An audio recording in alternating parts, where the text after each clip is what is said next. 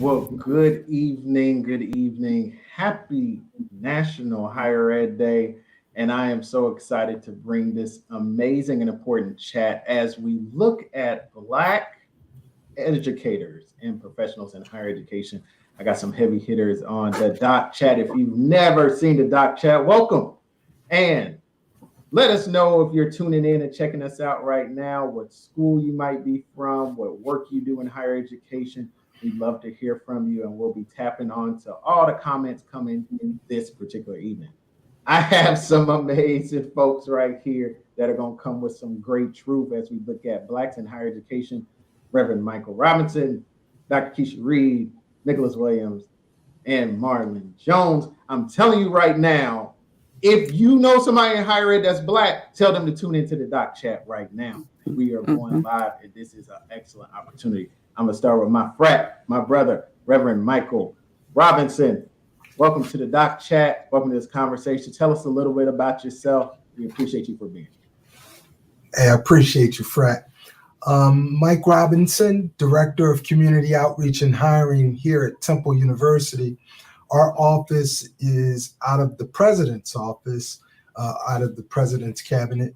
And my role at Temple University is outward facing. I head up the workforce initiative. So anything dealing with workforce issues locally and with the university, that falls under my purview. I've worked a number of years in human resources and corporate, as well as higher ed. I've been at Temple now since 2011. I've worked at Swarthmore College. I've been an adjunct professor at Eastern University, worked in corporate with Deloitte in public accounting as an HR rep, and worked in other universities and nonprofits. But I'm enjoying my work at Temple, helping people find work throughout the city, and that's my story, and I'm going to stick to it, man. I love it. I love it. We appreciate you so much. They say they're here for the man, Nicholas Williams. Nicholas Williams, welcome to the Doc Chat. Tell us a little bit about yourself, my brother. Hey, what's up, everybody? Great to be here. Blessed to be here. My name is Nick Williams. I am currently the Assistant Director of Student Engagement at Virginia Commonwealth University in Richmond, Virginia. I'm originally from DC, so anybody who's from the 202, from the DMV, stand up. VA, stand up. But a little bit about my background. I've been working in higher education for about 10 years now. Started in 2015 when I got my master's. And I really initially started working in financial aid, where I worked at UVA for 5 years in financial aid, came to VCU, worked in financial aid there for about a year and a half, and then now in my current role, where I'm also adjunct professor, where I teach a Metacolor class and a Financing Your Future class at VCU to teach students financial security, as well as really how do they really live a successful life. It's been a fun journey so far, and I can't wait to talk more about everything. So. Absolutely awesome. We appreciate you. Very soon to be Dr. Hill tuning in. We appreciate you checking in. The good Dr. Bathsheba, hello to you. And Alicia, we appreciate you. I see you got that invite. I appreciate you tuning in. Appreciate the love. Now, you know, they say you got to save the best for last. I got some Delta Sigma Theta Black higher ed people on tonight. We'll start with Marlon Jones. Marlon Jones, welcome to the Doc Chat. Tell us a little about yourself. Thank you. I'm Marlon Jones. Right now, I'm the Title IX coordinator at the University of North Florida in Jacksonville, Florida. I'm also an adjunct professor in the College of Education and Human Services. I teach diversity in sports, sports law, and the internship course. I've worked at 8 different universities. I started in sports administration, where I worked for 25 years before I transferred over to the Title IX role. And I've worked in athletics and higher education for 30 years. So I'm happy to be here and be a part of the conversation. That's excellent. They showing y'all love. I'm telling you, they showing y'all love tonight. They got to. They got to. All right. Dr. Keisha Reed, we appreciate you coming on, representing our senior leadership in higher ed. Tell us a little bit about yourself. Welcome to the Doc Chat. Yes, absolutely. Good evening, everyone. Thank you for having me. Dr. Keisha Reed, pronouns she, her. Just excited to be here tonight. I am a senior administrator at a very large Research One PWI in my area where I live in North Carolina. My background, 25 years in education. So I started when I was a mere child, okay, 25 years in education. I started in K-12 and then transitioned up the ranks in K-12 leadership, various roles, teacher, counselor, working with students with disabilities. I worked at the central office for a couple of years and kind of fell into higher ed. Like many of us may have, I'm teaching at a community college and then moved into a public HBCU and did disability support work, so in student affairs, and then moved over to the academic side of the house, working with academic success, retention, support efforts to support students holistically. And then now again, a senior administrator at a very large Research One institution. So the transition from HBCU to PWI, we can get into that later. But it has been a journey. I absolutely love students. And so we'll talk about it, but that's really what keeps me centered, the impact that I'm able to make with students. And so glad to be here tonight and excited about the conversation. Awesome. Terry, we appreciate you checking in. We appreciate everybody coming, showing love. Like I said before, wherever you are in higher ed, let us know where you work. Let us know what you do. If you're working on a doctorate, let us know about it. We see y'all shining. We see the great work y'all doing. Now, I would be remiss if I didn't introduce myself. Of course, my name is Dr. John C. Turner. I've been working in higher ed for about a better part of 20 years. I actually started in IT. They put me in the computer lab. Now, I'll be flat honest. I don't know if they still got computer labs on the campuses, but hey, a lot of people didn't have laptops back then, so they had these things called computer labs that we went to, folks. Started in there, then I went into housing, and then went into corporate for a little while, like my frat talked about, and then went back to higher ed. I prayed to go back to higher ed because I loved it so much. It is a passion profession. Then I ended up in community colleges, Ivy Tech in Indianapolis, and now BCCS here in Virginia. So just so excited for this conversation. Now I'm going to have my good frat, Reverend Mike, pray for a second. Just give some words on the conversation, just give some prayer as we go in, because this is for you. This is for all of the folks in higher ed. So he's just going to give some prayer before we go into our conversation. Reverend Mike, go ahead. Amen. The Bible talks about wisdom being the principal thing, therefore get it, and in all thy getting, get understanding. So Lord, we ask right now, Lord, that you would bless us, Lord, with wisdom and understanding from the conversation. Let us not just be hearers of what's going to be shared, Lord, but let's act on it and be doers. And so, Lord, help us to be activated from tonight's conversation. Lord, we lift up this conversation, especially for the young that are involved in higher education, making their way, making their career journeys in higher ed. We pray that what we have to say, Lord, is impactful and transformative. And we just thank you for our host today, for bringing us all together. Bless this panel and give us clarity of speech and understanding. In Jesus' name, amen. Amen. We appreciate that. We appreciate that. Once again, the folks are tuning in. I see y'all. I see y'all from all over the country tuning in. Y'all are doing great work. Great Black educators doing great things. Once again, this is National Higher Education Day, and we want to show y'all love to y'all, the Black educators with Indiana. Show love school education. I see you doing great things. So if you are doing work in higher education, if you are a Black administrator, Black professional, Black faculty member, holla at us today. We want to say hi to you. We want to give props to you. We want to show you love. Now, here's how we're going to do this, folks. I got these great folks on here, and they got great information that they are going to end up sharing for all of us during this conversation. All right. And so they're going to get 5 minutes. If you see the doc chat, I like my 5 minutes. You get 5 minutes of power to show what you have. Everybody has distinct words. Now, let me go ahead and start off where this all started from. So let me get this pulled up here a little bit. Let me see if I get it pulled up. All right. So this conversation started with a post that I appreciate the Lord giving me vision on, working in higher ed for the last 20 years. It's a thing called the game, folks. And if anybody's worked in higher ed, you all know about it. There's certain things that happen that can be frustrating, but you will learn about it real quick when you get into this thing. Different individuals you work with, we call this a passion profession, different things that you'll learn. And we understand that a lot of people have been hurt. They've been really hurt by what you call this game that is higher education, okay? And as you see, and sorry, it's a little bit short, should have zoomed in a little bit, but we got a lot of reaction to this. A lot of people were very, very interested in this. So we said, let's have a conversation. Let's talk about it. And so that's what we're doing. All right. So some things that I'm going to show, I'm going to save mine a little bit later. Well, let me go ahead and jump into mine because mine's not going to take that long. Okay. So I just want to give some premise on what higher education is and a little bit of research as well.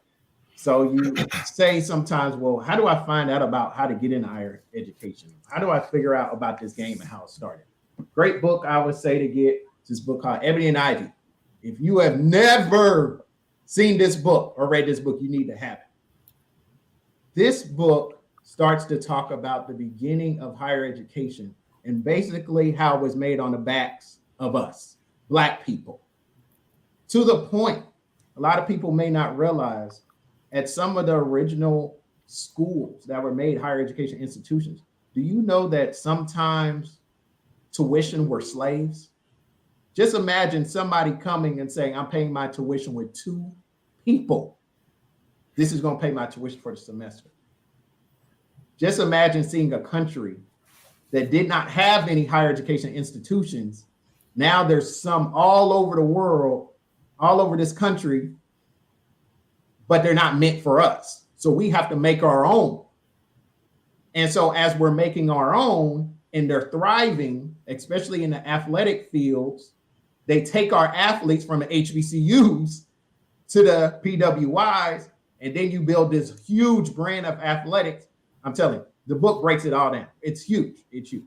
But some things I want to kind of go into is what are the basics of higher education that I feel like in my 20 years being in higher education, I feel like folks should know about. Like I said, and we were talking about this before we got on. I started in IT, started in tech, then fell into housing. Housing, that food got me. I will say that the housing food got me. When it was free and the rooms were free and all I got to do was watch the floor and make sure everybody's okay, I said, oh, I love this. I love this. Then I got my bachelor's degree, Indiana State University, electronics technology, got my master's, student affairs and higher education, and then got my PhD, Indiana University, urban education studies. Now, a lot of people don't know what urban education study means, but you fill gaps. You fill the gaps of housing, food insecurities, jobs, community issues, and of course, schooling. And so this is what we're doing now. We're filling a gap in higher education that too many times people don't know how to get there. So I have this particular display up. And the reason I have this up is because I want to kind of go over how higher education really breaks down and really works, how you get to certain places, because there's some certain points I want to make sure I have. Make sure I got everything here because there's some points I want to make sure I make. Now you have a chancellor or a president that might be over your particular school. Okay. Now those individuals are brought in by your board of directors. And sorry, it might be a little fuzzy, but I just want to make sure I put a little bit of notice to this. Now, your board of directors, a lot of times are people from around the community that are doing great things. So they bring in your chancellor or president, which they find all the money that comes from the state, majority of the time, unless it's a private institution where it might come from other sources. But here's the thing I want to make sure I highlight. Your board of directors, a lot of times, do not have those specific educational working backgrounds, but they're selecting the leader of the educational institution. Let me let you know why this part is important.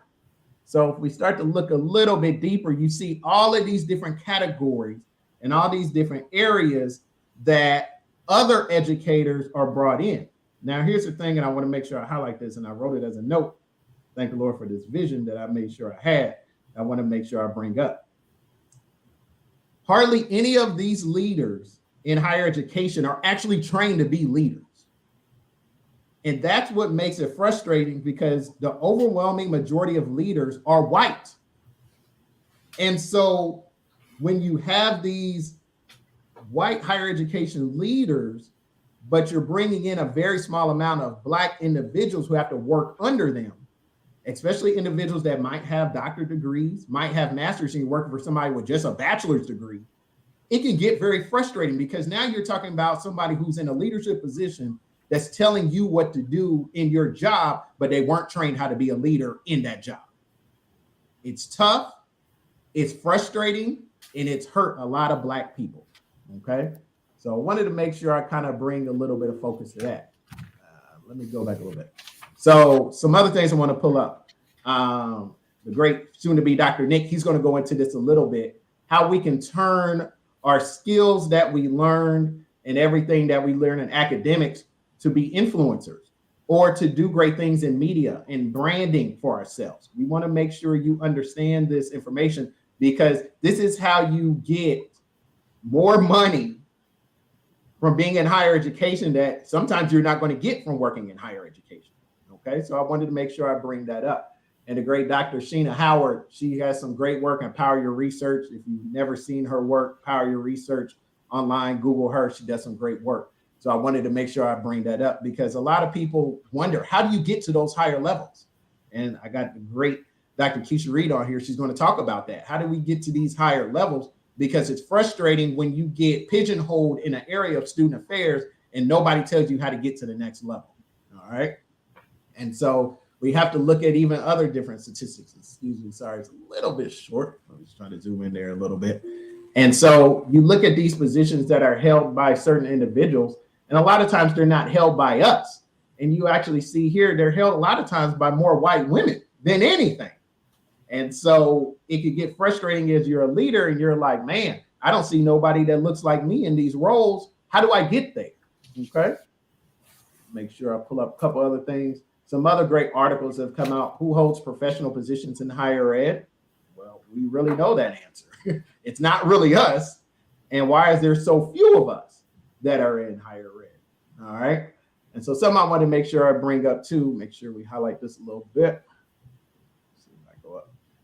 So Black African-American employees make up less than 10% of higher ed professionals. All right. And so even in your leadership, less than 8% are there while you have 80% or more white that are in those leadership positions. Okay, so we want to make sure we're bringing highlight to all of this because it's very, very important information. And so final thing, our career paths for young Black professionals in higher ed being implemented by racism. I mean, the small answer, short answer of that is yes. And so we want to make sure that individuals know that you can get these jobs. We understand it's frustrating, but there's ways that you can get around some of the certain things that happen, but you have to be able to make sure you connect with the right people. And if you're frustrated at your campus or the job that you're doing, it's okay to leave. Don't feel like you need to be stuck there, okay? So those are just some points I wanted to make sure I bring up. I appreciate that. Once again, this is the Doc Chat. I got the good Reverend Michael Robinson, Dr. Keisha Reed, Marlene Jones, and Nick Williams here, and they got some great perspective. So I'm going to go to the great Dr. Keisha Reed as she's going to come and bring her perspective. We appreciate you being on. The show is yours. Yeah, absolutely. So thanks again for having me. Thank you for setting the frame for the conversation, showing the information, the research, the data. So that's always helpful to kind of frame the conversation. But my piece was to talk a little bit about higher ed professionals and campus leadership roles. And so I share, this is my 25th year in education, the last 15 in higher ed. I started in K-12. And so in higher ed, various roles, I'm adjunct instructor, I'm at the community college, director in student affairs, executive director in academic affairs or university college. And now I'm an associate vice chancellor. And so that took some years, right? And so it took some time to get there. So as far as leadership, we know it's challenging. I shared that I was at a PWI, and so I'm very much a minority in leadership and senior leadership. I've literally counted the number of executive leaderships on the campus. It's very few of us. And so what brings me joy is when people who are in director positions or coordinator positions reach out to me. Literally, somebody reached out to me just 2 days ago. Dr. Reed, can I talk to you? How did you get where you are? I want to be where you are. tell me everything. And when I tell you that, and Marlon knows this about me, I was like, girl, yes, I am happy. And I said, girl, yes, I am happy to talk with you about the journey, right? And it has been a journey. And so what I tell people, as far as leadership roles, it's important that you are authentic, that you are yourself, you show up as who you are. And so people that on my new campus, I've only been there 8 months, so they're getting to know me, but I show up positive. You know, I'm gonna have a good time with my team. I'm gonna keep it real with whomever is in my midst. So if that's students, staff, I'm mainly dealing with staff now. I'm not as student facing in this role. As you move up, you move away from students typically. So that's something you need to think about. You know, if you are truly student centered, you may not want to continue to move up. So you have to decide. For me, I get to shape the directors and the leaders that impact the students. I get to impact policy that impacts students. I get to be the Black face at the table where there are not many Black faces at the table to say, wait a minute, did we consider this? Did we consider this population? Did we think about this voice? So I'm that person at the table, and I'm okay being that person at the table. I think that's important, right? And so that's one thing to think about as you move up, kind of where you want your presence to be with students. But being authentic, being present, being open, being teachable. I tell my students, you always have mentors. I'm 48, okay? And I still have mentors, and they're always shocked, but we never should stop learning, right? And so having mentors, having sponsors, and we know the difference between mentors and sponsors, but making sure you're tapping into those relationships, showing up for people, again, being present. It's important that you find community and people that truly have your best interests at heart. And that can be difficult. I've learned, you know, and I'm a friendly person. I get along with just about anybody, but I've learned that everybody's not for you. And I'm from Alabama, so we'll say all kinfolk, all skin folk ain't kinfolk. You may have heard that before. That's real. Okay, and there it is. And so I've had some hurt in higher ed thinking that sister girl had my back. And there are a couple of sister girls that didn't have my back. And so it's hurtful and it's hard. And it's hard when you see it from somebody that looks like you, right? And so with that, you have to have a spirit of discernment. So Rev will know what that means. You have to have discernment. And when your energy is off and things change within you around a person, pay attention to it, right? Just pay attention. And like the old folks say, I'm from Alabama, everybody's not your friend, everybody smiles in your face. So I say all that to say, be intentional about the company you keep. Make sure that you have people that have your best interests, because your tribe, you're going to rise with your tribe, right?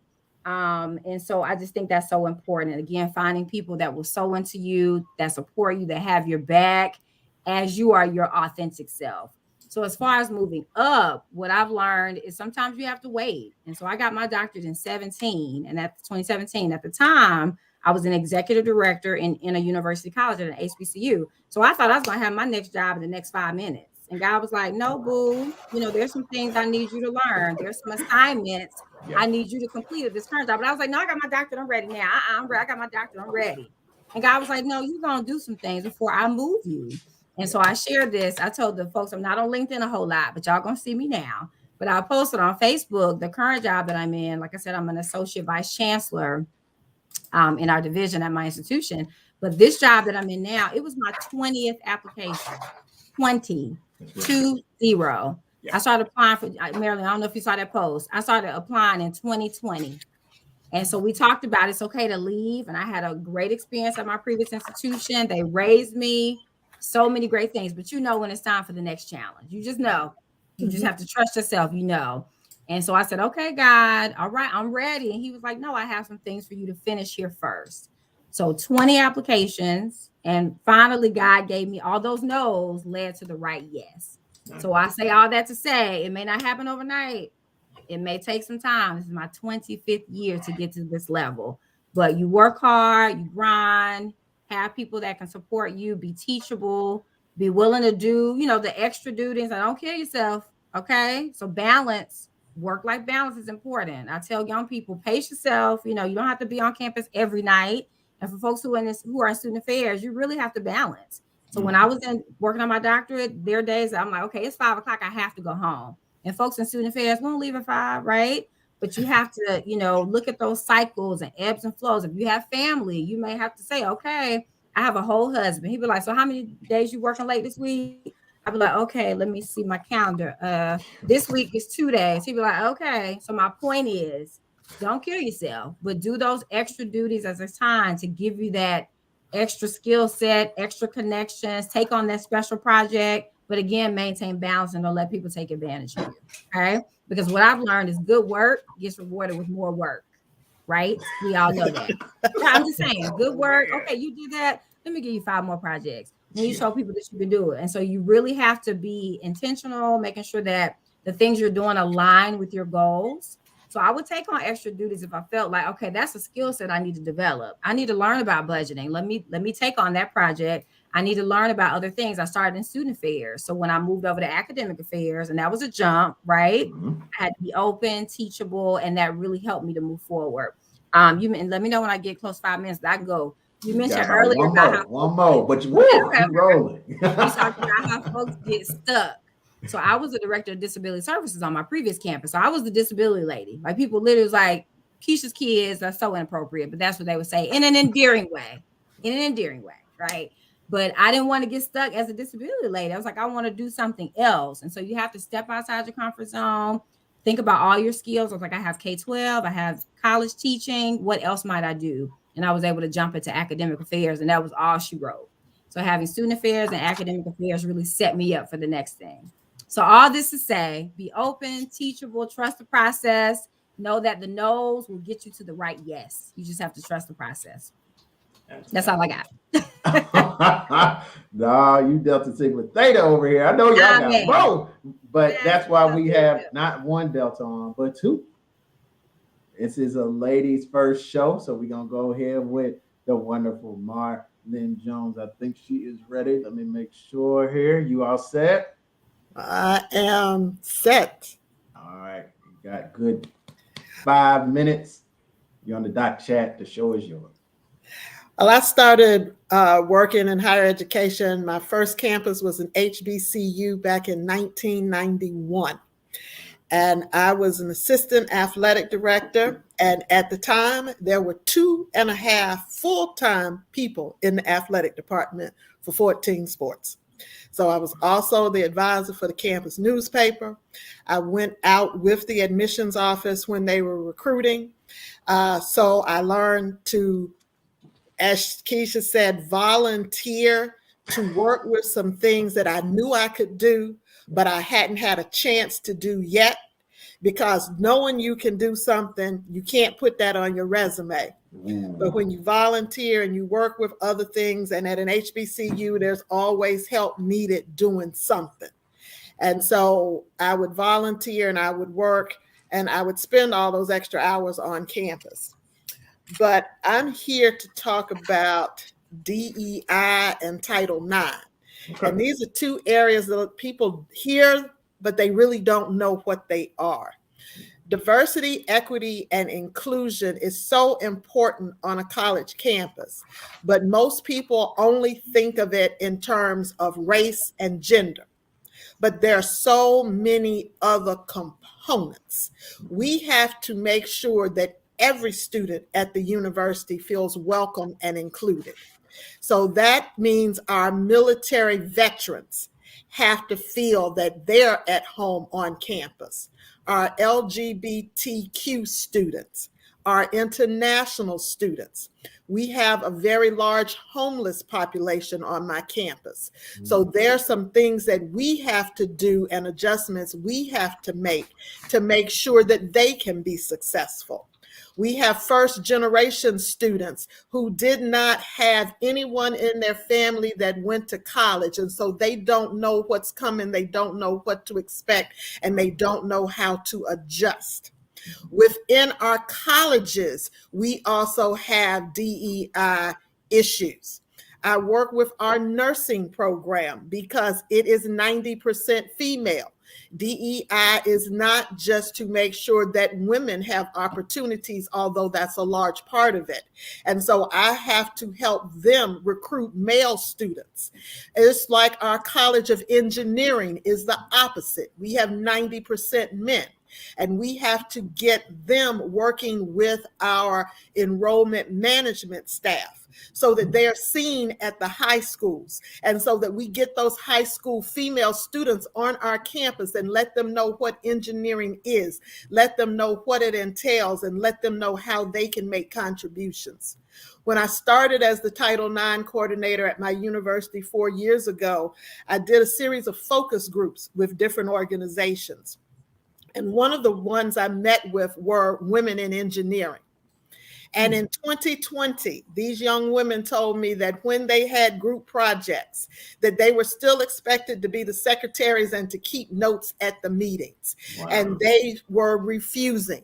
So I was proud of them for standing up for themselves, because you've got to stop that type of behavior in college before it gets out of hand, because these are the people who are going to go into the workforce and hire other people. And they have to understand that those female engineering students are going to be engineers just like they are when they graduate. And therefore, they're going to be able to shape the future of the engineering field.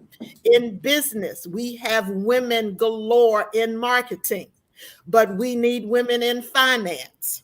We need women in international business. We need to make sure that we are represented in entrepreneurship.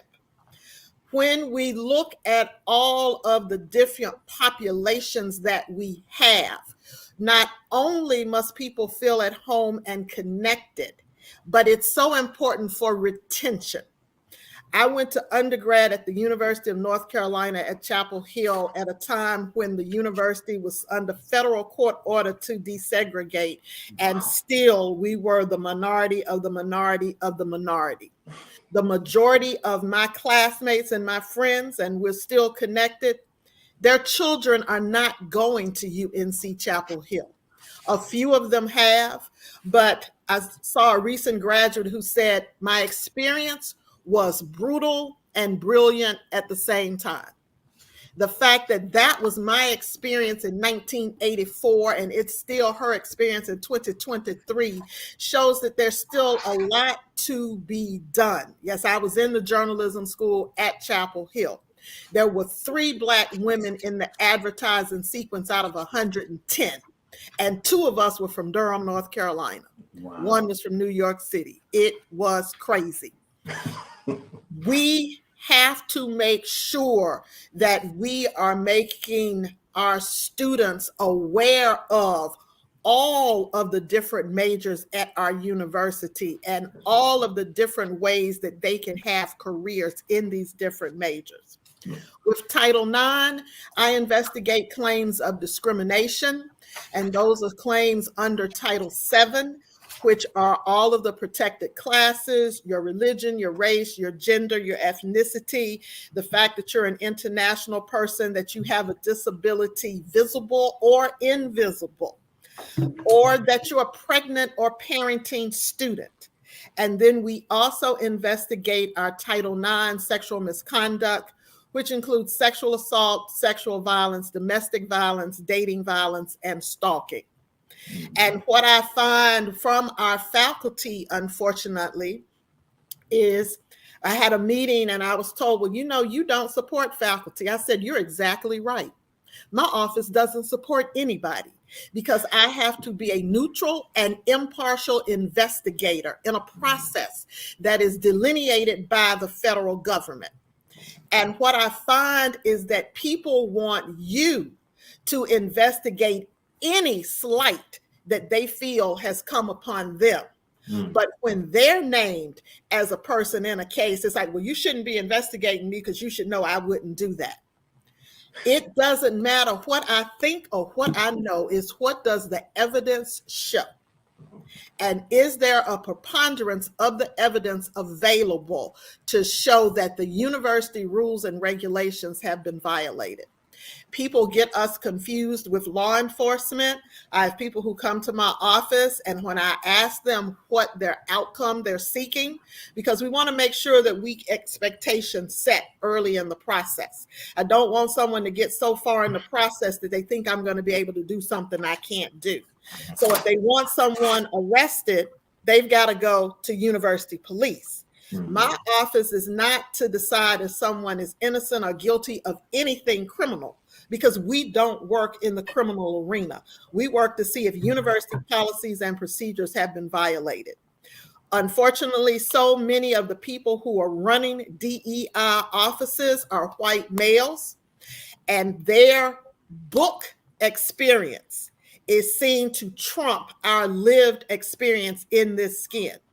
I grew up as a Black woman in the South, in Virginia and North Carolina. I am 60 years old, and my 6 decades in this skin and in this gender should be seen as something positive to add to the conversation and not something negative. So we need to encourage more Black and brown people to try and work in diversity, equity, and inclusion and in Title IX, but do not plan to come to the state of Florida where I am and work in DEI. The legislature is making sure that not only are we banning books, but we are banning people.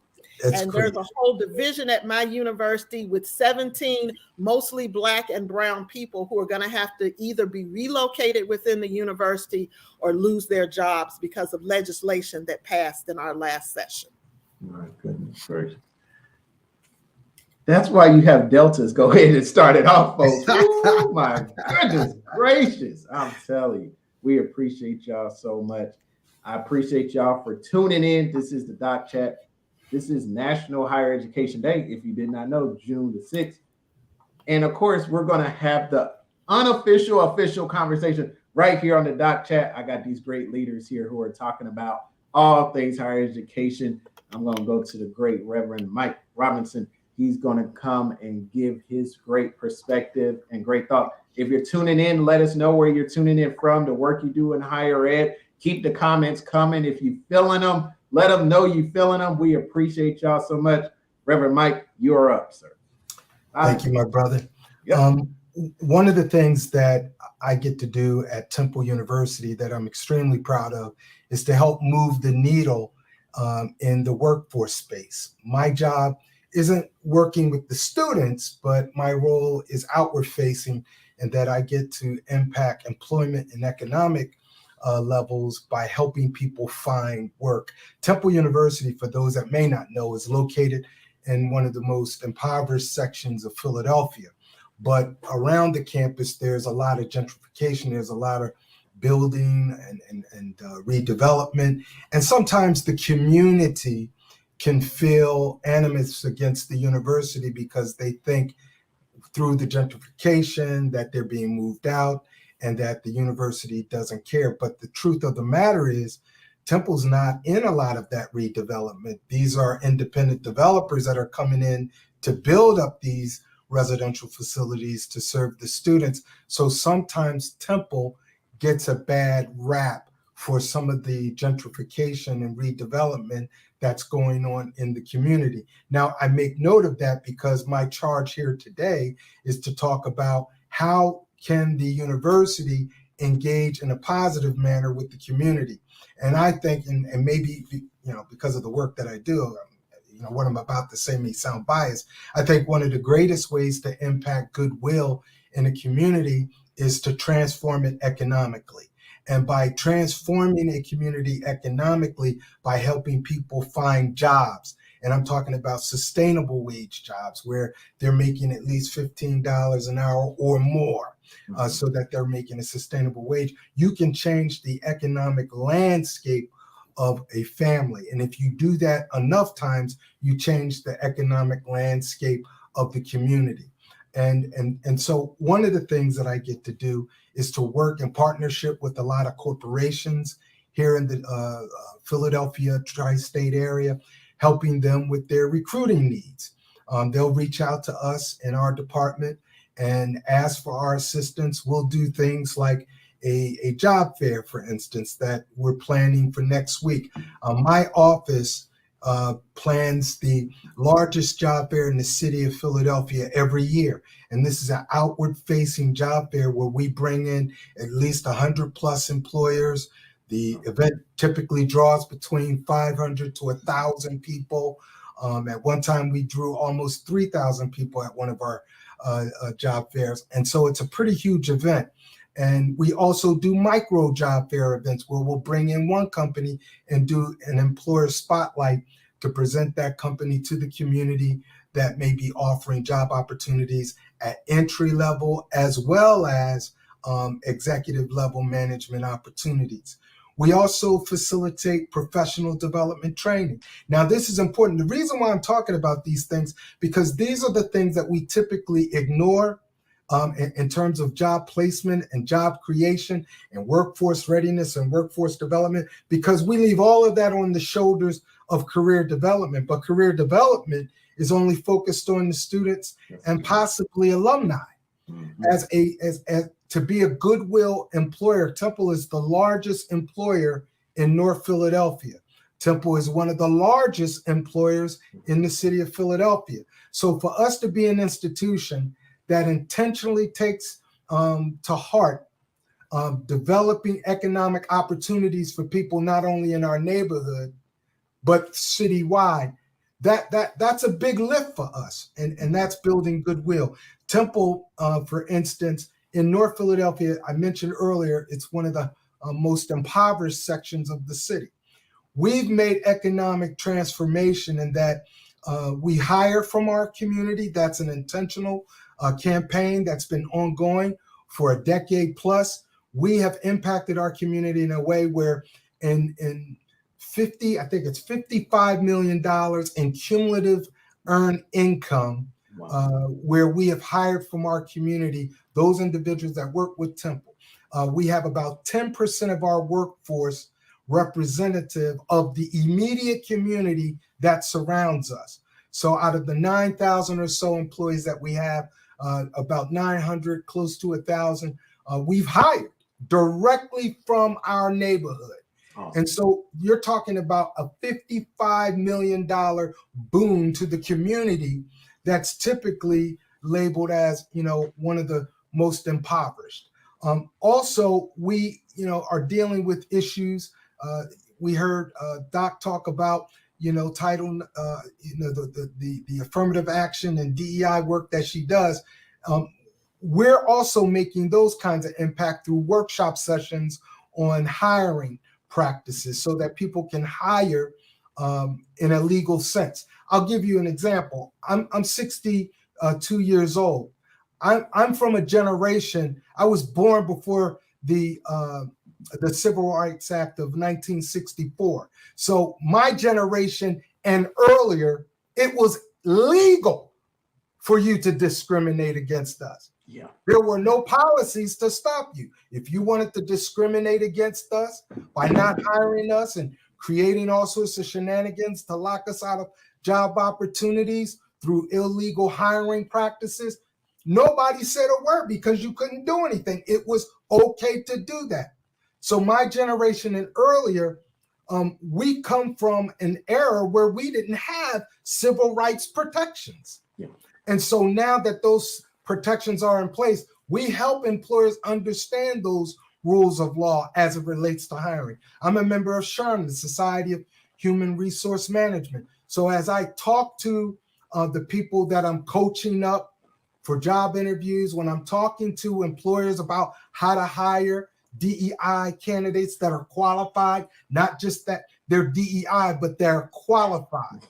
And then I'm, championing the cause with the local employers to hire from areas that they typically don't recruit from, like North Philadelphia, where we've made tremendous economic impact with the hiring that we've done. And then we've published research on the work that we've done with some of our collaborating partners that are in that workforce space. Now, this should trickle down to those academically that have student-facing duties where maybe you're working in career service or maybe you have a hand in that kind of work, because the federal government is looking very closely at those numbers at colleges and universities across the country to see how well colleges are producing a good product that are finding work. When you look at research.com, they published a list of the top colleges with the highest job placement rates. In the top 10, there are no Ivy League colleges. Harvard University has an 85% job placement rate of their students. They're not in the top 10 list of this list published by research.com for the best colleges with the best job placement rate. We as administrators should be talking that kind of information up in our administrative meetings, in our outward-facing corporate meetings with some of the corporate partners that we have relationships with, to build, relationships to make sure that the students at our institutions of higher learning are getting hired in wage sustainable positions, not just in jobs, but wage sustainable career oriented positions. Yeah. I like a quote that Dr. Kimberly Smith mentioned. She's president of the American Association of Blacks in Higher Education. She says one of the things that we have to be on the lookout as Black administrators is micro incivilities, where, in other words, you got some haters who will do things, say things to sabotage you because you are moving the needle in job placement. You are moving the needle in hiring more professors and administrators that look like you and I. You're doing the good work. And so you're going to have microaggression. You're going to have these issues of incivilities that come up where it's done in a subtle way, where it's not so overt, but it's covert, but it's enough to make you feel like, do I really want to work here, or do I want to bounce and go somewhere else? And so these are the types of things that you got to deal with head on. You can't be punkish about this. You got to deal with these kind of issues head on, and so that people that are committing these micro incivility situations for you on the job, you have to point it out. You have to report it when they happen, because people will use these microaggression situations to be subtle about their bias, about their racism, and about their insecurities, because you're doing the work. Don't doubt yourself when they bring up these little, picky things about your professionalism. If you're making impact and your performance review says such, boast it about it on social media like LinkedIn, so that other institutions and other professionals in your space can know about the good work that you're doing and learn from your best practices, so that you're not operating in a vacuum. And then somebody mentioned something about mentoring. There's this other thing called reverse mentoring. Always seek out a mentor, but also share with your mentor some of the newfangled management learning that you're gaining, some of the newfangled technologies that some of the twists and turns and new approaches to things that you've learned that maybe they're unfamiliar with, so that they can be the better for it. Yes, we as old heads can school you on our experience on how to avoid certain pitfalls, but we can learn from the young folk too. So take to mind that concept of reverse mentoring. I can talk too, but you go on, I can go on, but I'll pause right here if I kind of went over time. Unbelievable. We appreciate you, my brother, Dr. Mike, the Reverend. Just absolutely excellent. Once again, everybody for tuning in. We appreciate y'all. My good friend Daniel Wright. We've been in this education thing a long time. I'm telling you, telling the truth about making sure you're sharing what you do. Also, what Dr. Reed said, when you're looking at, you become a victim of your success. If you're good at what you do, they're going to keep giving you stuff to do. And I'm telling you, it will frustrate you sometimes, but make sure you own your educational property that you work on. That's why I got my guy, Dr. Nick, soon to be. He's coming. He's coming to talk about branding. Got your 5 minutes, my brother, 5 minutes. Appreciate everybody for tuning in once again. Keep commenting, keep letting us know what you're dealing with in higher education. What's going on with you? What are some questions that you have? And let me take a second, because we just had Reverend Mike get done. I do want to highlight my guy, Andre Nunn, with Bitwise Industries. Bitwise Industries just closed in Buffalo, New York. and he did set up a GoFundMe. So I do want to highlight them because we are community people and we want to make sure we highlight the community. Those individuals were left without funds for their jobs after those jobs shut down, and they were doing educational work, getting individuals back jobs, opportunities, and they were shut down. And we were sorry to hear that. So I did want to make sure I highlight them, especially after getting done with Reverend Mike and his work in the community. Absolutely great stuff. All right, Nick, got 5 minutes. And since I got some talkers on here, go ahead and round it up to 6 and give us everything higher ed, branding. Talk about your business. I know you're doing great things, especially the work you're doing on social media, LinkedIn. You're up. Well, okay. As they say, Icarus should not fly close to the sun, but when it comes to higher ed, you definitely need to get close to the heat, get close to those who are in the midst of all the things that are changing and growing. That's a gem I'm going to drop right now because I'm just blessed. I want to reintroduce myself. My name is Nick Williams. I am 30. I actually have not been in higher ed for 10 years. I've only been in higher ed for 8 years. So just to be in this space, I want to remind you guys, when doors open and they align with your purpose, don't hesitate, run through it. When you get access to certain spaces, don't just hesitate, be vocal in it. Don't waste an opportunity. You have to treat every moment as an opportunity, every opportunity as a seed. I'm a firm believer in sowing and reaping. When you sow a seed, something's going to come from it. It may not be today, it may not be tomorrow, but eventually it will come. And when I talk about branding, and I talk about this with my students, that everything that you do helps shape how you come off long-term and short-term in every space that you enter. Yeah. I've seen colleagues who enter into the space that they're currently in, not take care of that space, and that translates to another institution because people talk. I even had students who have worked for me that didn't do a great job and they didn't take care of their brand. Colleagues talk when they apply to a job that's adjacent to your office. So you have to really think about who am I, who am I, and how do I want to present myself in spaces? Because I'm a firm believer you have to be authentic. And I think the one lesson I learned, especially when I started in this role, as I mentioned before, I started off in financial aid. That was the first job I did not want. I didn't even think financial aid was a part of, higher education, student activities, and things like that. I was looking at student activities because I love programming. I love creating spaces for students, especially for students of color. That's what I've loved to do. That's what drew me to higher ed. I was an RA. I also ran a cooking club when I was in college. And so how I even got that job was because I had looked at my GA role when I was doing my master's. And I said, you know what? They told me I can only do one GA internship. I'm at my alma mater at UVA.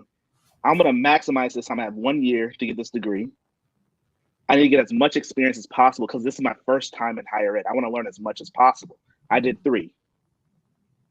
One of them in particular, wow. 3, I know it was a hustle. I'm a hustler. But one of them in particular was because when I was doing my whole GA rounds, this office all had Res Life experience. They said, hey, we're building a new program. We need somebody with Res Life experience. We have another GA that's handling all the other stuff, but we need somebody with Res Life experience to build the Res Life model. I'm saying I've never done that before, but I got 4 years of Res Life experience, so sure, why not? Lo and behold, her and her husband became really great mentors to me. So when my applications were going through UVA, her husband, Scott, called me. He said, hey, we have a job that I think you'd be great for. I'm gonna connect you to the manager. The manager happened to be a colleague of mine in my master's program, wow. Jen. So when she talked to me, she's like, oh, you have an interview. Go ahead. I knew I had a job. So this is why you have to think about every opportunity is a door, is a seed. Don't waste it. Don't throw it on the ground because it doesn't look like exactly what you wanted. Because if I had wasted this opportunity with financial aid, it wouldn't have opened the doors that I'm currently sitting in right now. Because ironically, what I do now, I'm the assistant director of student engagement, where I work with students a lot. I program for students a lot. I'm at a Research One institution that a third of its population are first generation, a third are Pell eligible. What does that mean? We have a lot of first generation college students that don't have money and can't afford college. What's the one thing I have specialized in for the past 6 years? Financially understanding how to talk and how to program for them, because I understand what they're going through. So now I'm at a table of leadership where I'm in an office of 2, where these students' voices couldn't be heard because there's nobody in this office that could understand that experience. And now I have that lens that can speak to it. Every seed leads to an opportunity. So when you think about your brand, you have to look at it in that way. The second thing I want to say is you have to work on yourself. If you do not work on yourself, it doesn't matter what door is going to come to you, you're going to waste it. You have to really pour into your mind, pour into your spirit, because really, when you look at spaces, people resonate. People are drawn to people that they're like, hey, this person seems cool to get to know. One book I highly recommend, How to Win Friends and Influence People. You got to learn how to talk to people. You got to learn how to be able to receive knowledge and feedback from people, because again, people do talk. If you aren't coachable, people won't want to coach you or to be around you, even if you ask them for mentorship. People won't want to write letters of recommendation for you. I'm currently doing my doctoral degree. I finish up next spring. I'm speaking it. I got this jacket made for that very reason, manifested. But literally, I had a former professor, because of all the branding I do around myself, that in every space I enter, I want people to know that I'm ambitious, I have vision, and I have goals. 2, that I work hard, that I enjoy, and I love the things that I do. So everything I do with every class that I take, I sow a seed. And I've had professors reach out about job opportunities, like, hey, you'd be great for this. Because again, you have to treat every space like it's an opportunity, like it's a seed. Mm-hmm. And so when we think about branding, you also have to think about, how do I dress, not for where I'm currently at, but where am I trying to go? To let you guys know where I'm trying to go, I'm trying to be president of a university. Typically a PWI.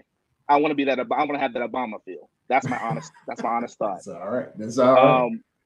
And the thing is, you have to have those kind of goals, and you have to communicate them. Yes, you don't share your vision with everybody all at once. You want to share it with the right people in certain seasons, because not everybody can handle the vision, and not everybody.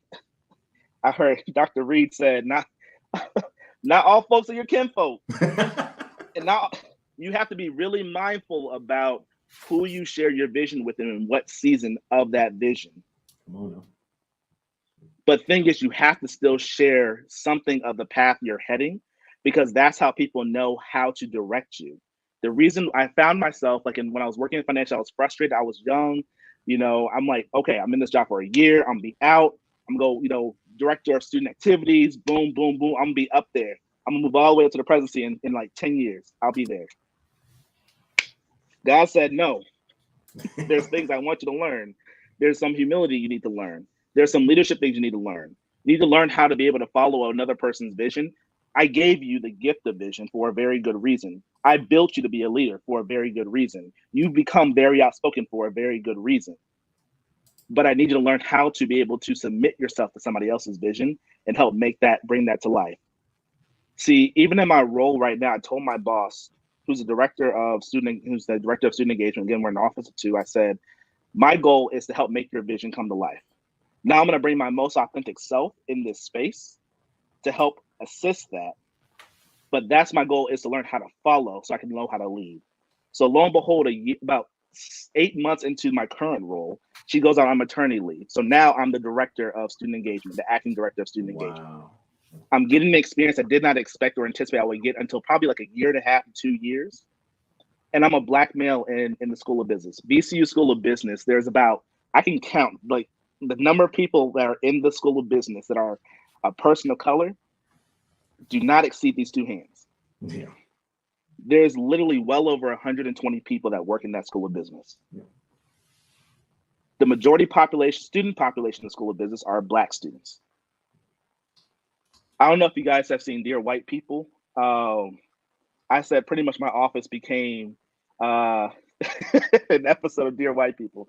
It became a very, very Black office. And I loved it because the students really had a chance to see somebody who's in a leadership role they could connect to on a personal level and glean from, especially the Black males, because they don't really see that many of us in these spaces that are accessible. That's right. And I said, you know what? This is a small window. Maximize, because your brand, what you do in this moment, will shape how people will open doors for you, how people will connect you. You have to treat every opportunity like it's a seed.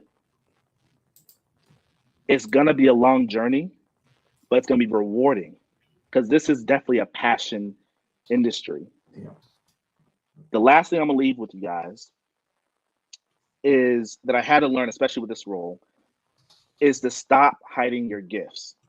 When I was working in financial aid, I'm an entrepreneur. I run 4 different businesses and counting, because I want to do a lot of things beyond just higher ed. I want to make an impact in the world.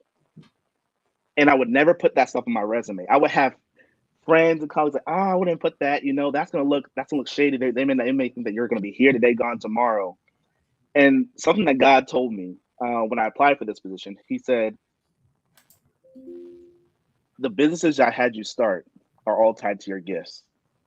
How can you tell them that you're gonna make an impact if you're hiding the very gifts that allow you to make an impact?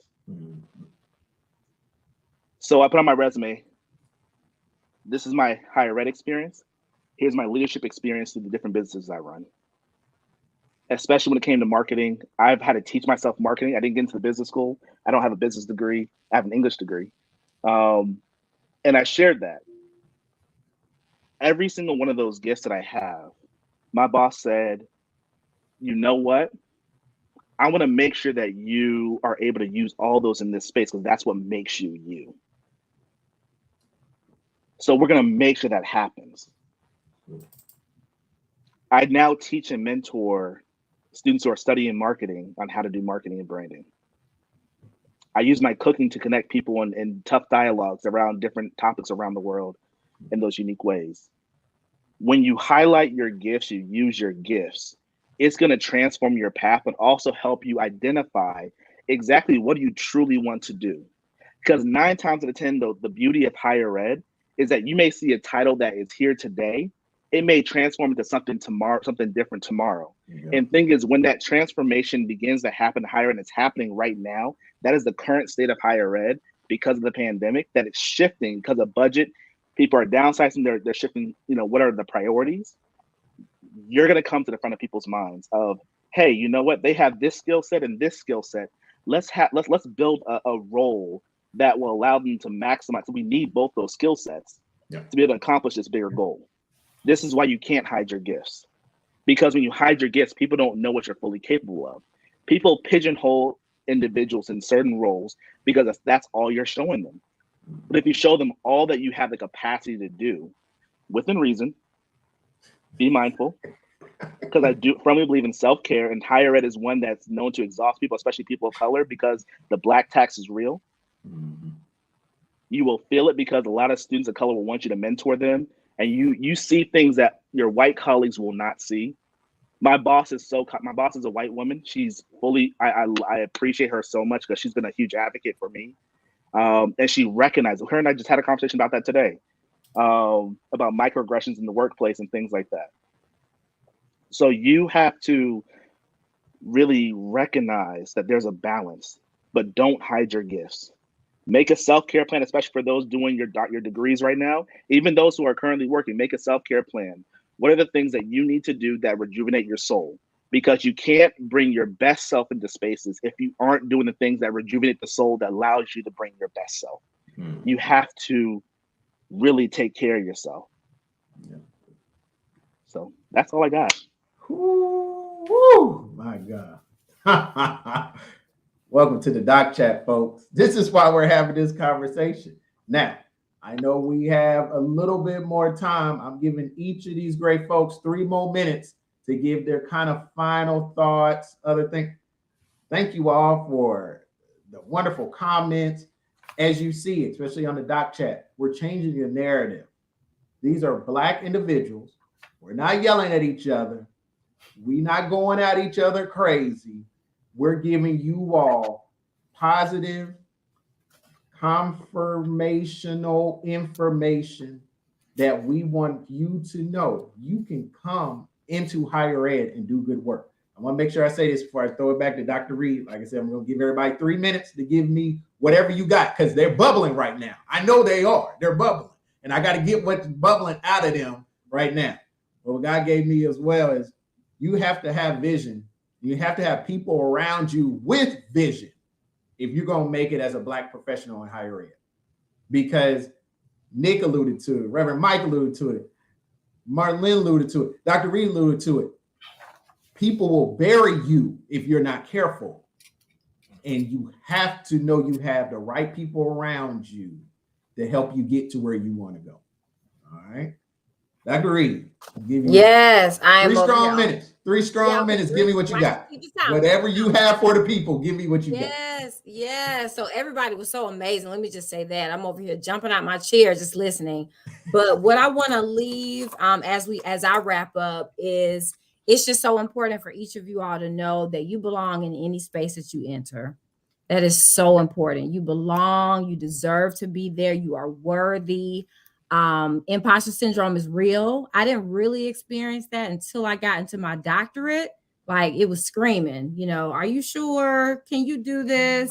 Are you ready for this? And I literally had to silence that voice and have people around me to affirm me and to remind me that I'm capable. And then at this stage, I shared I went from an HBCU to a PWI. And so someone asked me, 8,000 students at the HBCU, 36,000 students at the current institution. So huge transition. And people asked me, was I nervous about transitioning? I said, no, I was scared. New experience, leaving a place I was very familiar. I knew where all the bodies were buried. I knew all the people, all the players, all the rules, going into a new environment. And that imposter syndrome started creeping in. Are you sure? Are you ready? Can you do this? And so again, reminding myself that absolutely, I am absolutely prepared. All the experiences that my HBCU prepared me for as a student, as a professional, had me prepared for that next level. So just know that you are worthy, you are capable, you deserve. Don't ever second guess yourself. And of course, you don't know it all. I mentioned earlier, staying teachable and coachable. That's so important. But that you deserve, you're worthy. And I'm a woman of faith. I believe Jeremiah 29:11, for God knows the plans he has for you to prosper you, to give you a hope and a future. So when you're not sure, you go to the book, you go to the word and be reminded that all things work together for your good. Amen. That's Dr. Keisha Reed, everybody.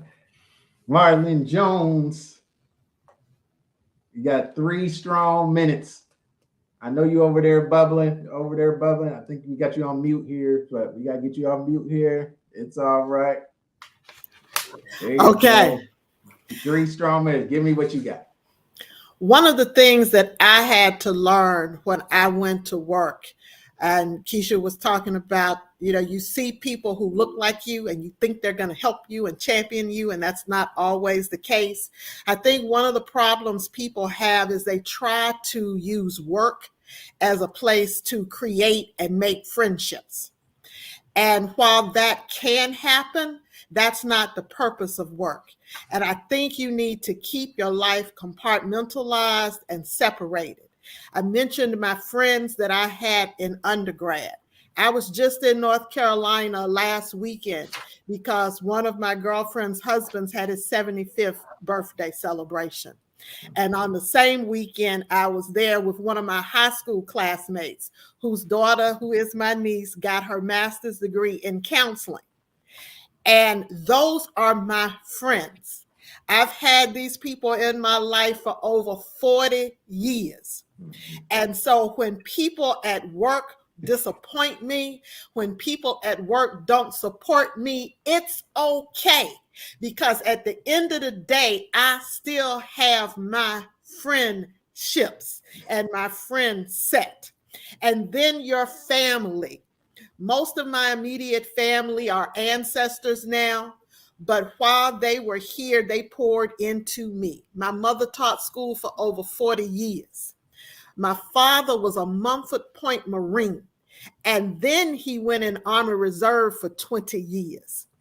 And what I learned from seeing my mother take courses in the summer in her subject area and in pedagogy, and what I learned from my father using his 2 weeks vacation every year, spending on an Army base, learning leadership skills. In fact, I didn't know there was a such thing as family vacation until I went to college and I talked with other people who had them. because my father worked those 2 jobs so that when he retired, he didn't have to worry about money. He and my mother made more money in retirement than they ever made working because they thought and they planned ahead. Wow. And Nick said, you have to nourish your soul. Each of us have hardships and failures. I've lost both my parents and I lost a child. And before I lost my child, I thought I knew God. I knew the concept of God. I knew that I believed in God, and I knew that he was there and protecting me. But when I had to leave my daughter at the grave with my parents, that's when I knew that there was a God, because there's no other way that I could still be standing and walking and working if it wasn't for him being there to be for me. There's a person in my family named Henry Revis. He is my great grandfather. He was born a slave in Virginia, and he was able to purchase his freedom. And because of him, my father was born. And because my father met my mother at Virginia State College, they were married for 51 and a half years and only dated in summer school. And I know that I am who I am because of all of those people. I am the walking, living dream of an actual slave.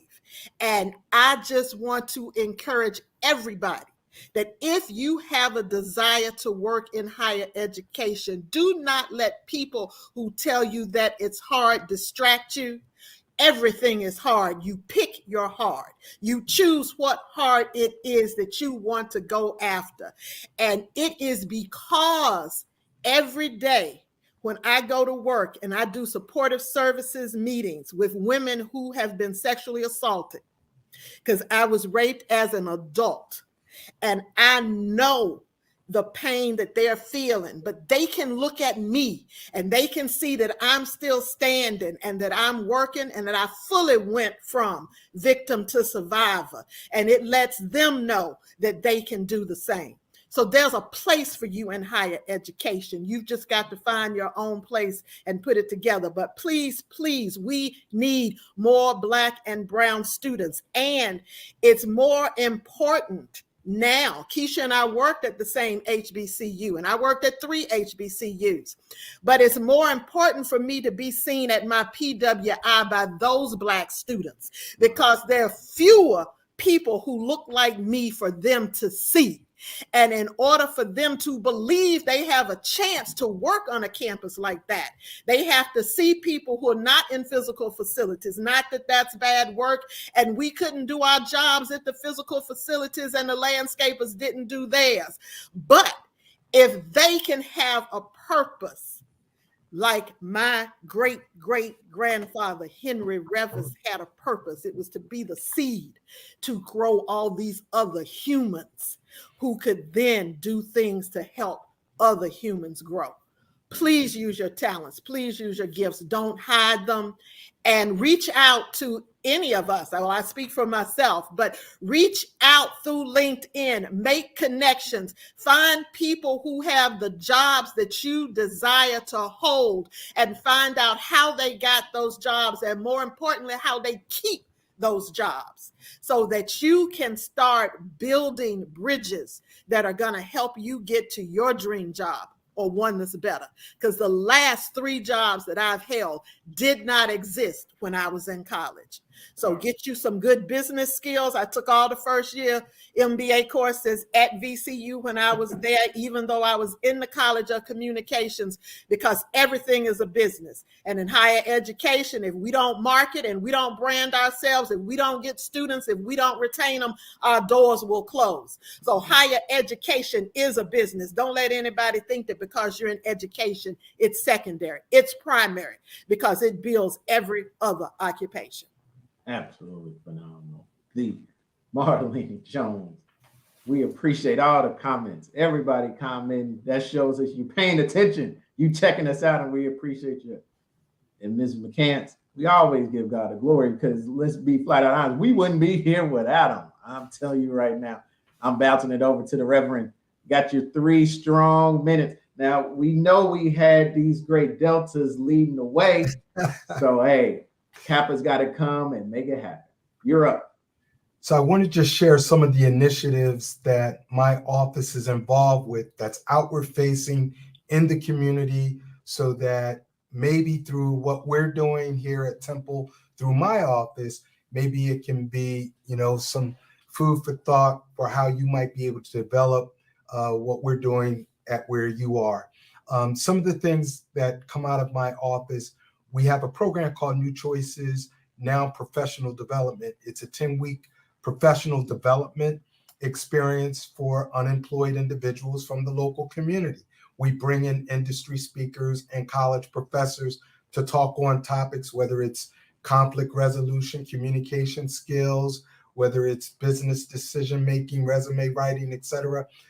We have industry leadership and college professors coming in so that people from the community can be engaged with these leaders, because oftentimes they don't see folks that look like us in these prominent roles. We also do resume writing, job search strategies, career coaching, job referrals through my office for the community. We work with re-entry candidates every week. I'm doing a seminar with people that were recently released. We have a partnership with the Pennsylvania Parole Board. So that's something that you might want to look at, because the reentry population is an untapped talent pool, and those folks got to work too. So we coach them up and help them reenter society. My office is a part of the police chaplaincy here in Philadelphia. I'm also a graduate of the FBI and DEA Citizens Academy. So we support our local law enforcement. We have high crime in Philadelphia, and so we're a part of the law enforcement community. Our office, I was just recently appointed to the Governor's Commission for African American Affairs for the state of Pennsylvania. So you want to find ways that you can connect with your political leaders so that you could be supportive of some of the workforce efforts they're doing, educational efforts and initiatives that they have on their plate. I'm a member of NABA, National Association of Black Accountants, SHRM, Society of Human Resource Management, and I'm the faculty advisor for the African students here on campus. And so you want to find ways to infiltrate the students from a professional standpoint, so that you're bringing these professional societies on campus and linking up leaders who can talk to the students. Also, the Divine Nine, you heard from some Deltas. Me and Dr. Turner, we're Kappas, and working with the Divine Nine to help with student recruitment, because that can attract students that look like us, and it also builds up membership. And then they are leadership organizations that help through community service and other initiatives to build leadership skills in students on campus. So don't underestimate the power of the fraternities and sororities. And then, of course, I'm connected with the Chamber of Commerce, and then I'm connected with some of the local church associations, the Philadelphia Baptist Association being one. I just literally moved off being a board member because my tenure expired. But those are some food for thought, some creative ways that you can find ways to infiltrate the community, to bring the community to campus and the campus to the community, to be a good neighbor, a goodwill partner with the organizations and residents in your community.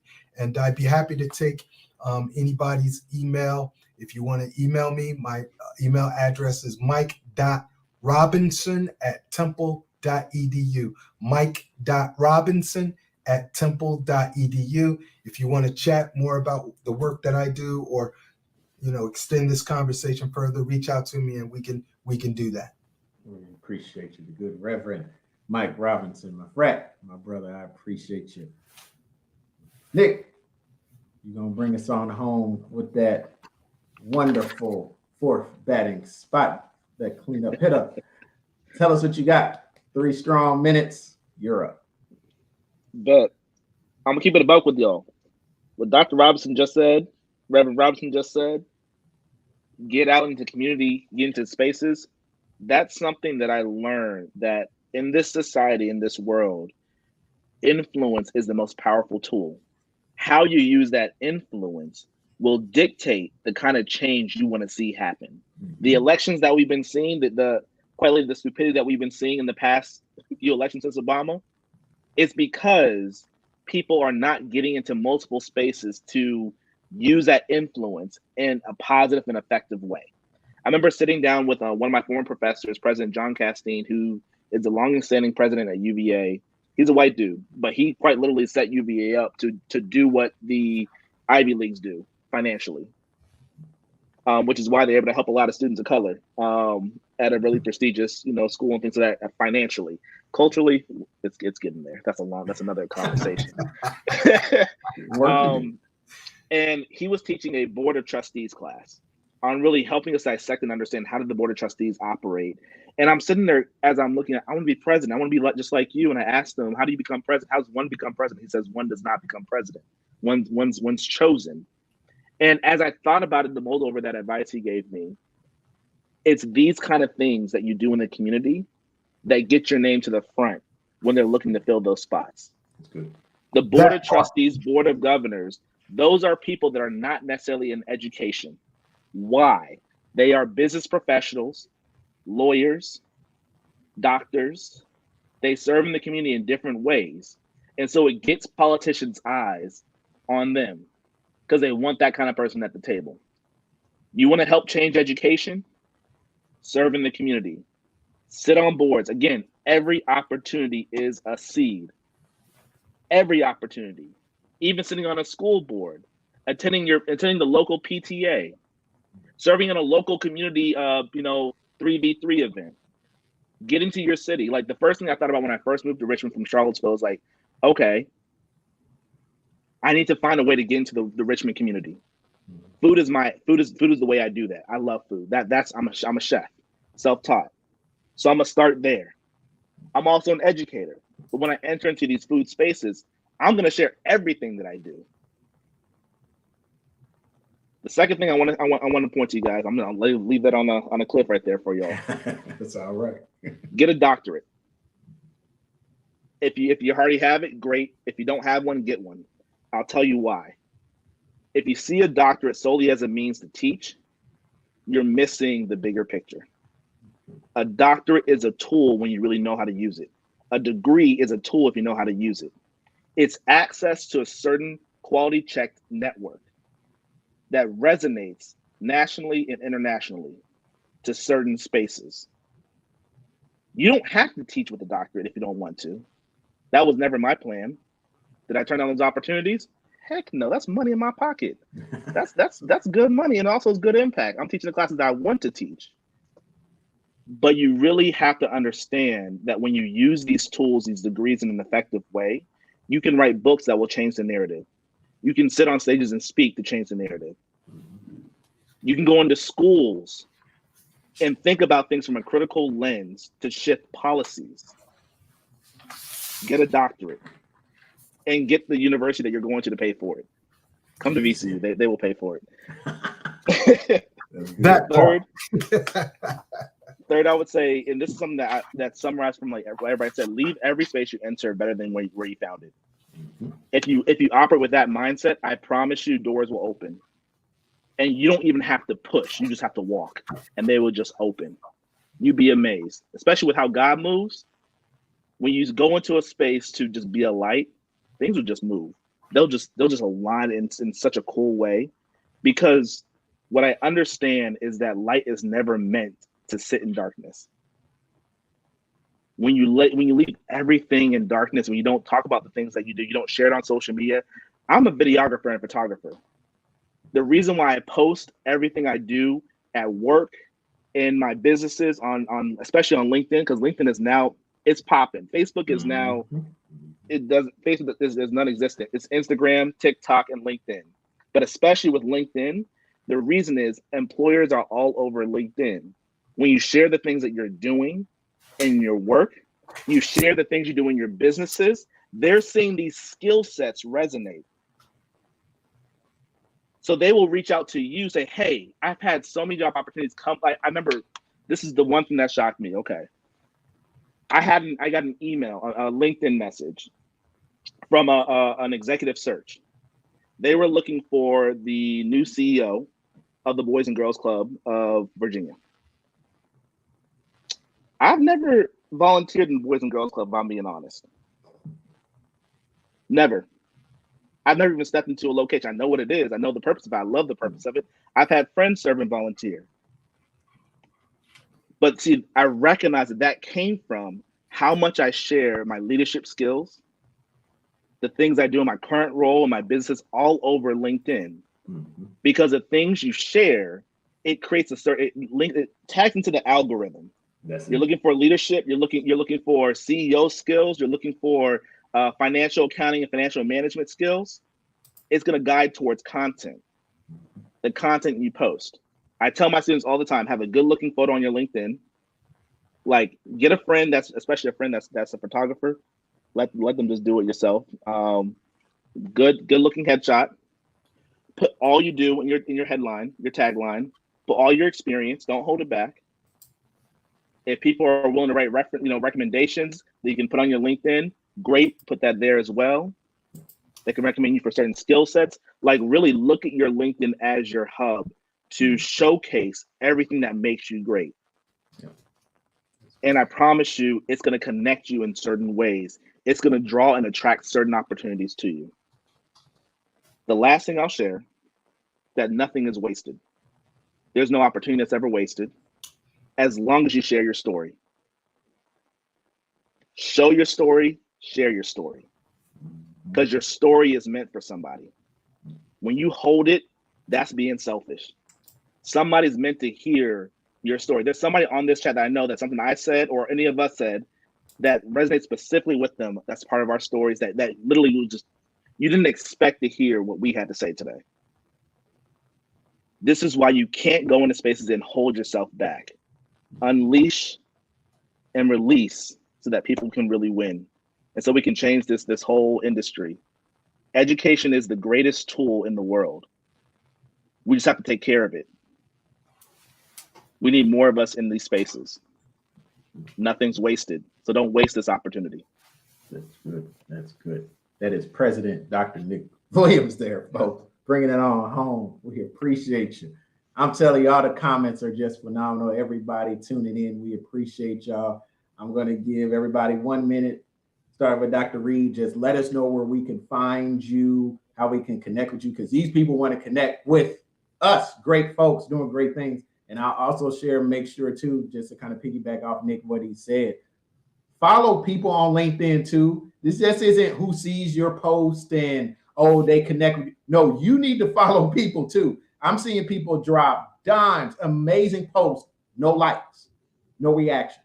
I just had a post that had over 2 million interactions showing a student who graduated from a community college in Virginia, one of my students that work in my Virginia community college system, and told the story of what happened to him. 2 million interactions. But you have to share the story, just like he said, you have to connect with people.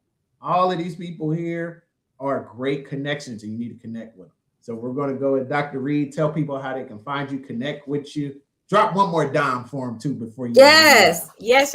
So Nick, you really you resonated with me about sharing all your gifts. So I did not share all of my gifts. I'm a higher ed administrator. I'm also a published author. So I had to get my book, Reach Higher in Life and Love. I wrote it during the pandemic. Okay, like since we're talking about gifting, right? Show it. And so I talk about my journey to reach higher in life, love, career, fitness, all the things. So definitely check me out, KeishaReed.com, or you can just go to Amazon, Reach Higher in Life and Love.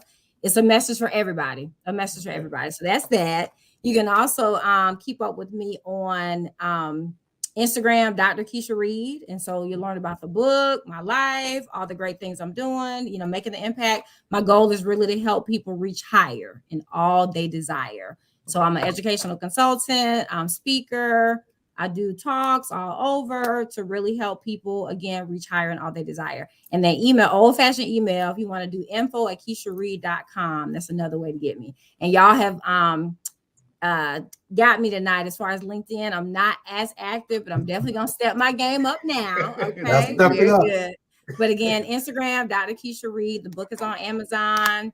KeishaReed.com, and then my email, info@KeishaReed.com. So check me out, connect with me. I'm happy to engage and share my story with the published author, being an entrepreneur, higher ed administrator. Your gifts will make room for you. Awesome. Absolutely awesome. You're going to go to your Soul Roar. Marlon Jones, tell us a little bit about where we can find you, what's going on with you. Sure.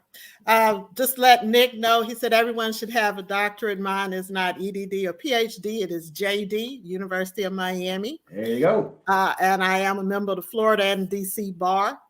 You can find me on LinkedIn, Marlon Jones. You can find me on Instagram at mjones_career skills architect. I started a company last year, Career Skills Architect. I help individuals in two ways. I help them learn skill sets that can help them get the promotions that they desire and deserve. Right. Or if you know that you know it's time to go and leave a job, I can help you craft an exit strategy so that you can leave in a way that they would want you back, even though you don't want to go back. And because we have to leave jobs properly in order for us to continue getting other opportunities. The way I help universities and corporations is I have a course that I developed, and it is called the Interview Experience. And with the interview experience, it's like a mock interview on steroids. What I noticed is that mock interviews allow you to practice answering questions, but generally that's all they do. And particularly when you're trying to advance in higher education, if you're trying to advance in sports administration, you're going to have to do a panel interview. You're going to have to do a one-on-one interview. You're going to have to do a presentation. You're going to have a meal interview. You're going to have to sit down and be able to cut food, eat food, talk, and chit-chat all at the same time. So my interview experience goes through all of those stages in a competition, and I have a search committee there. So the people who are participants get to hear the search committee and get to see how they decide who excites them and gets to move forward and who is eliminated from the competition. And so that's what my job is for 2023, 2024. I am still working full time, but my goal is to work with 20 universities, bringing the interview experience to their campus. And there's a colleague that Dr. Keisha and I had when we worked at our previous institution. She works at the University of Virginia. Our name is Dr. Toya Corbett. And she has an etiquette component. And I want to reach out to her and put that etiquette component together with my program, teaching our students what knife to use, what fork to use, how to cut their food. You don't saw it. You have to actually cut it, and how you position your forks and you know the bread plate from the dessert plate and which glass to use. And I want her to be able to present that part before we have the meal interview so that these students can actually walk away with some practical skill sets, particularly the graduate students and those students who are going to be interviewing for highly competitive positions like higher education and sports administration. So you can reach me on Instagram or LinkedIn. I have a LinkedIn Live most Thursdays. It's called Career Happy Hour. I interview people in different careers. We talk about how they got to their position and what skill sets you need to get those particular jobs. So I say, I bring the guests, they bring the knowledge, you bring your own happy. Meet us on Instagram on Thursdays, 7 p.m. Eastern. Absolutely love it. Marlon Jones, everybody. Her videos are awesome. I've seen them. You got to check them out yourself. Reverend Mike Robinson, where can people find you? What are you working on? It's on you, brother.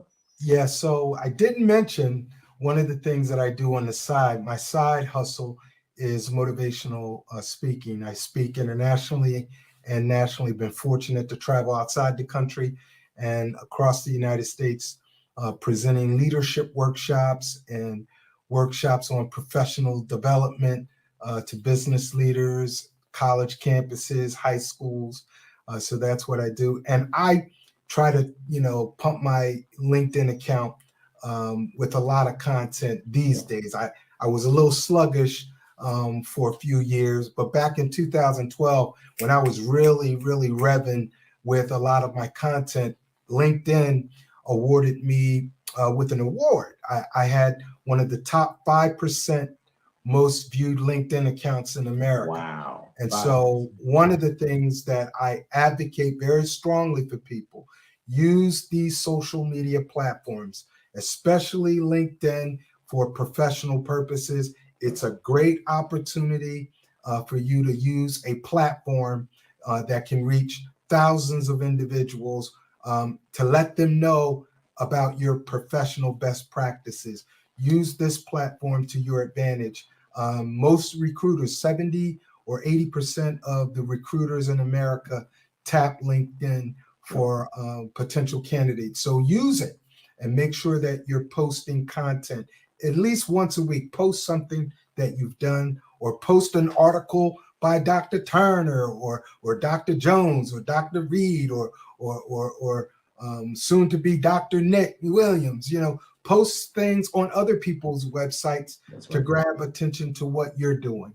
And that's, something I would strongly advocate. And just don't post on Facebook and Instagram and TikTok the dinner you're eating. Post information about your success stories and things that you're doing to make impact in the community. And I want to say something very quick to kind of piggyback on, I think it was what Brother Nick said. You don't have to let everybody know everything about your business. In the Bible, there's a guy named Hezekiah. And Hezekiah in Isaiah chapter, I think it's 38 or 39, he entertained his enemies and showed them everything that he had, all of his food storage, all of his military might, all of his wealth that he had accumulated, and he showed it to kind of boast. And this was right after God had blessed him with many years extra to live when he was about to die. Long story short, the Babylonians took advantage of that information and defeated his people. And so there's a lesson there that you don't have to let all of your business out there. Keep some stuff close to the vest, because, like it was said, just because somebody look like us, they ain't always for us. That's right. Absolutely wonderful. Good Reverend. And I'm telling you, sharing this, Karen there on LinkedIn, going to get you some great opportunities. People are seeing this right now. Somebody said good morning. That means somebody from over the seas I saw that. are watching right now. And we appreciate I'm that. like, where are they at? I'm telling you, I love it. The president to be. Give us, and we know you doing everything, so tell us what you do. Give us a round perspective. We got about 1-2 minutes, brother. We can be here all night with what you doing, but give us what you do. It's funny, my colleagues say, what doesn't Nick do? I said, sleep. I get like 6 to 8 hours. But I mean, honestly, I think the one thing that I would say is working on public speaking. Like that is a skill that will serve you. Do Toastmasters. Like, you see me now, I was a shy kid. My elementary school teachers still follow me on social media. They're surprised by how much I talk. And that's because I've been so intentional. This is why I say you have to work on yourself, because I promise you opportunities for you to speak and share your story will come through. Just the other day, like last Tuesday, I was getting online, working from home. My boss says, hey, can we talk about something that's non-work related? I'm like, what do we have to talk about that's non-work related? Her husband happens to be a reporter for CBS 6 News. He needed somebody that could talk about the debt, the soon-to-be debt repayment. Yep. And he needed somebody that's charismatic. The first person he thought about was me. So he was trying to get me to talk. Wow. Lo and behold, she connects me to him. He says, I'll be at your apartment in 10 minutes. They're at my apartment. I changed from sweats to actual, look nice. Oh, yeah. And I share a bit about some of the information I knew from my experience as a student, as a faculty member, as an administrator, but also my experience from working in financial aid. Again, there's nothing that's wasted. Everything you experience is meant to be a tool for you to eventually use in some kind of capacity. Lo and behold, I didn't realize how big CBS News 6 was. I'm having people retweet, reshare, call me, text me like, I just saw you on TV. I know you. And this is why you have to also stay involved in your different communities, your different networks. I serve on boards at UVA. I serve on boards at my high school, which is a private school, predominantly white, upper affluent private school. I could talk to you about that, of being one of like 12 Black kids in a predominantly white upper affluent school, also a poor kid from DC. That was a lot. But I serve on those boards to create more access for people like me. And they're seeing all this stuff that's going across the nation. But it's because you have to work on your public speaking. You have to be able to articulate your thought. You have to be able to articulate and share your story, but also to advocate for yourself is such a crucial skill that requires public speaking. You can't just sit at the table and not be able to know how to articulate what you need, why you need it, and the vision for how you're going to get there. I promise you, sitting at this table, especially being a director, it proved to be so valuable, because when you speak and people are willing to listen, you can really make change happen. So you can find me on LinkedIn. I'll do a post tomorrow with all my social stuff. That's what you do. That's a good thing to do. Yeah. I run a private chef business. I run a publishing company that's small, not publishing for anybody yet. I just wanted to have a LLC for my cookbook publishing. I do publish cookbooks. I run a marketing consulting, videography and photography business called Willex Designs. So all the stuff you see me post is all my actual videography edits and all that jazz, and I bring that to my actual workspace. And then the last one, why am I blanking on the last one? Oh, it's my podcast, Black Kings Connect podcast, where me and my co-host, he's also doing his doctorate right now at UVA, where we try to break the myth that Blackness is monolithic. We try to create that safe space for people to really hear the full authenticity of the full diaspora and the stories. Season 2, we're currently working on it, so stay tuned for that. But it's been an honor for sure. I've learned a lot. I'll be reaching out to you guys in different ways. Yeah. I forgot about my podcast. What is it, Marlene? What is it? View from the Big Chair, examining the cost to be the boss. The first 2 seasons concentrated on athletic administration positions, and people express their journey, and then they talk about the skill sets they reward with jobs and promotions. Awesome. Those deltas, I tell you. Yeah, deltas, they move. And Dr. Vincent, good morning there from London, England, checking in. We appreciate you. Said, when we gonna come together? Can we take this one in right now? This was powerful tonight, folks. Absolutely powerful. God bless y'all. I appreciate y'all. You see the good Reverend Mike. You see Dr. Reed, Marlon Jones, and Nick Williams. I'm telling you, they came with the fire. And you didn't need to put this one out because it overwhelmed us tonight. Our cups are running over. We thank y'all so much for tuning in. Please connect with these people any way you can find them. Connect with one another. And I'm telling you, this is going to be live. If somebody did not check this out, make sure you share it with them. It's on LinkedIn. It's on YouTube. The doc chat will come back on Thursday. I got another doctor coming in. He's checking in from Australia. So I'm telling you right now, blown away, Dr. Harrington, Dr. Drayton, we're all blown away. I'm telling you right now, my God, we can't wait to have you on Thursday coming in from Australia. I'm telling you right now, this is some powerful stuff. Thank you all for checking in, for tuning in. And the doc chat's going to come with more great conversations, because I'm telling you, if y'all want to talk about it and it's dealing with us, we're going to talk about it. And we could do it here on the doc chat. I appreciate y'all so much. God bless y'all. Y'all have an incredible evening. Good night. Good Now night. y'all be easy. And remember, All take care right. of yourselves. God bless.